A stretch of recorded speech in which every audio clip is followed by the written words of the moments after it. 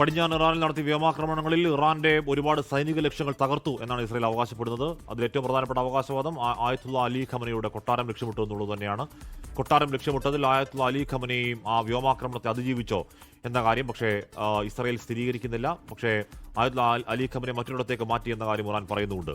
IRCG America പറയുന്നത് ആക്രമണം തുടരും എന്ന് തന്നെ പറയുന്നു. ശത്രുക്കളുടെ പരാജയം ഉറപ്പിക്കാതെ തിരിച്ചടി അവസാനിപ്പിക്കില്ലെന്ന് IRCG പറഞ്ഞു. ഏതെങ്കിലും തരത്തിൽ സമാധാനത്തിന് എന്തെങ്കിലും സൂചന ഇതിനോടകമില്ല. സങ്കടകരമാണ്. തിരുവനന്തപുരം വിമാനത്താവളത്തിൽ നിന്നും വിനേഷ് ചേരുന്നു. വിനേഷ്, അവിടെ എത്ര വിമാനങ്ങൾ ഇതിനോടകം റദ്ദാക്കി? യാത്രക്കാർ വലിയ ബുദ്ധിമുട്ടിലാണോ വിനേഷ്?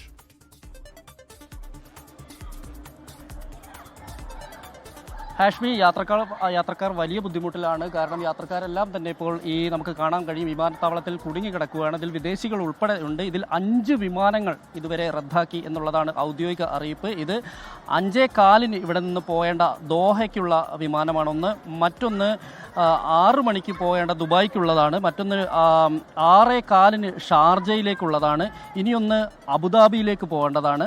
ഒപ്പം തന്നെ ദമാമിലേക്കും പോകേണ്ടതാണ്. ഇങ്ങനെ 5 വിമാനങ്ങളാണ് ഇപ്പോൾ റദ്ദാക്കിയിരിക്കുന്നത്. ഇവിടെ ഇപ്പോൾ ആളുകൾ കൂടി നിൽക്കുന്നത് നമുക്ക് കാണാൻ കഴിയും. ഇവരെല്ലാം തന്നെ എങ്ങോട്ട് പോകണം എന്നറിയാതെ നിൽക്കുന്നവരാണ്. കാരണം ഏതെങ്കിലും തരത്തിൽ അവർക്ക് മിഡിൽ ഈസ്റ്റിലേക്ക് മറ്റുള്ള സ്ഥലങ്ങളിലേക്ക് പോകാൻ കഴിയുമോ എന്ന് ആലോചിച്ച് മറ്റും നിൽക്കുന്നുണ്ട്. കുറേ ആളുകൾ യാത്രക്കാർ തിരിച്ച് അവർ വീട്ടിലേക്ക് പോയി. അതുപോലെ തന്നെ വിനോദസഞ്ചാരികൾ ഉൾപ്പെടെയുള്ള ആളുകളുണ്ട്, വിദേശികളുണ്ട്. ഇവരൊന്നും തന്നെ എങ്ങോട്ട് പോകണമെന്നറിയാതെ കുടുങ്ങിക്കിടക്കുന്ന ഒരവസ്ഥ തന്നെയാണ് നമുക്ക് തിരുവനന്തപുരം വിമാനത്താവളത്തിൽ നിന്ന് കാണാൻ കഴിയുന്ന ദൃശ്യങ്ങൾ അങ്ങനെയാണ്. കാരണം ആളുകൾ ഇപ്പോൾ രാവിലെ മുതൽ തന്നെ എത്തിയ ആളുകൾക്ക് കൃത്യമായി തന്നെ പോകാൻ കഴിഞ്ഞു. ഉച്ചയ്ക്ക് ശേഷം പശ്ചിമേഷ്യയിൽ ഇങ്ങനെ ആക്രമണങ്ങൾ വ്യാപിച്ച ഒരു സാഹചര്യത്തിലാണ്. നമുക്കറിയാം UAE-യിലും അതുപോലെ തന്നെ ഷാർജയിലും ഉൾപ്പെടെയുള്ള സ്ഥലങ്ങളിൽ, ബഹ്റൈനിൽ ഉൾപ്പെടെയുള്ള സ്ഥലങ്ങളിൽ ആക്രമണം ഉണ്ടാകുന്നു എന്നൊരു വിവരത്തിൻ്റെ അടിസ്ഥാനത്തിലാണ് ഇത്തരത്തിൽ വിമാനങ്ങൾ റദ്ദാക്കിയിട്ടുള്ളത്.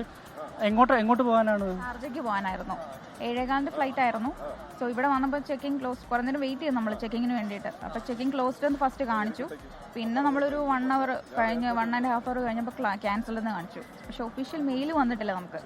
ഒഫീഷ്യൽ മെയിൽ വരാതെ നമ്മൾ പോയാൽ തിരിച്ച് റിട്ടേൺ പോകുന്ന വഴിക്ക് ഓക്കെ ആയി എന്ന് പറഞ്ഞാൽ നമുക്ക് വരുന്ന ബുദ്ധിമുട്ടല്ലേ. റീഫണ്ട് കാര്യം അവർ പറയുന്നത് വരുന്നത് തിരുവല്ല എന്നാണ് വരുന്നത്. 4 മണിക്കൂർ യാത്ര ചെയ്താൽ വന്നത്. ഇനി തിരിച്ച് 4 മണിക്കൂർ യാത്ര ഭയങ്കര ബുദ്ധിമുട്ടാണ്.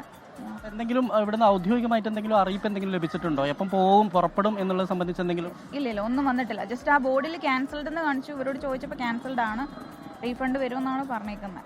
മിഡിൽ ഈസ്റ്റിൽ വലിയ പ്രശ്നങ്ങൾ നടന്നുകൊണ്ടിരിക്കുകയാണ്. ഈ ഒരു സാഹചര്യത്തിൽ പോകാൻ കഴിയും എന്നോ ഏതെങ്കിലും തരത്തിലുള്ള അറിയിപ്പ് വന്നിട്ടില്ല? 2 വീക്സ് എങ്കിലും എടുക്കുമെന്നാണ് മിനിമം അവർ പറയുന്നത്. കാരണം ഇതൊന്ന് ക്ലിയർ ആയി വരാതെ നമുക്ക് ഒരു ഫ്ലൈറ്റ് ചെയ്യുന്ന ഇപ്പം എന്തിനാണ്? എന്തോ വെയിറ്റ് ചെയ്യുന്നത് എന്തിനാണ്? ഇപ്പം തിരിച്ചു വീട്ടിലേക്ക് ഒരു ഒഫീഷ്യൽ മെയിൽ വന്നിട്ട് പോകാമല്ലോ എന്ന് വെച്ചിട്ട് വെയിറ്റ് ചെയ്യാണ്. Okay, thank you. Sharjah, Trivandrum. അതെ, ക്യാൻസലായിരുന്നു. അറിയത്തില്ല, അവർ ക്യാൻസൽഡ് എന്ന് പറയുന്നു. ഇൻ കേസ് അവർ ലേറ്റ് പോകുമെന്നറിയില്ലല്ലോ.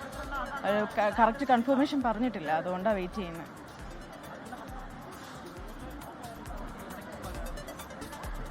ഒരുപാട് വിമാനങ്ങൾ റദ്ദാക്കപ്പെടുന്ന സാഹചര്യമുണ്ട്. കൊച്ചിയിലും കരിപ്പൂരിലും തിരുവനന്തപുരത്തൊക്കെ പൊടുന്നനെയാണ് ഇത്തരം വിമാനങ്ങൾ റദ്ദാക്കുന്നത്. സ്വാഭാവികമായും ദൂരദേശങ്ങളിൽ നിന്നൊക്കെ വിമാനത്താവളങ്ങളിൽ എത്തിയിരുന്നവർ ചെക്കിന് വേണ്ടി കാത്തിരുന്നവർ പെട്ടെന്ന് വിമാനം റദ്ദാക്കുന്നു എന്ന് പറയുമ്പോൾ ഉണ്ടാകുന്ന ബുദ്ധിമുട്ട് ചെറുതല്ല. മാത്രമല്ല വിദേശികളുണ്ട്, വിദേശികളുടെ അപ്പോൾ അവർക്ക് ബുദ്ധിമുട്ട് കൂടുകയും ചെയ്യും. ലോകത്തെവിടെയായാലും ഏത് സമയത്തും 24 വാർത്തകളും ഓഗ്മെന്റഡ് റിയാലിറ്റി പാക്കേജുകളും എക്സ്പ്ലെയിനറുകളും വിശദമായി കാണാൻ ഞങ്ങളുടെ YouTube ചാനൽ നിങ്ങൾക്ക് സബ്സ്ക്രൈബ് ചെയ്യാം.